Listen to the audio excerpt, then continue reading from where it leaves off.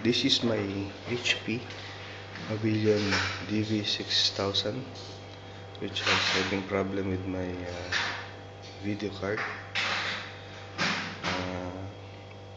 We devised a solution on this by removing the fan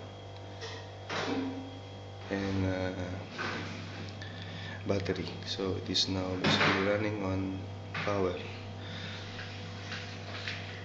So first, I devised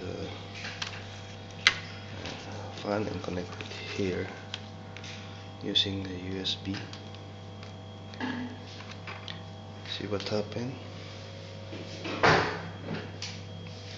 when I press the power button. So obviously we will hear the sound, this video sound. Okay, just don't worry about it.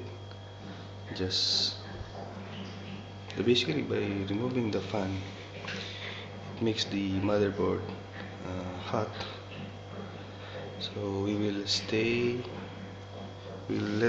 let this laptop on for at least 5 to 10 minutes, so that the chip on the video card will be heated up and it will be connected again to the motherboard.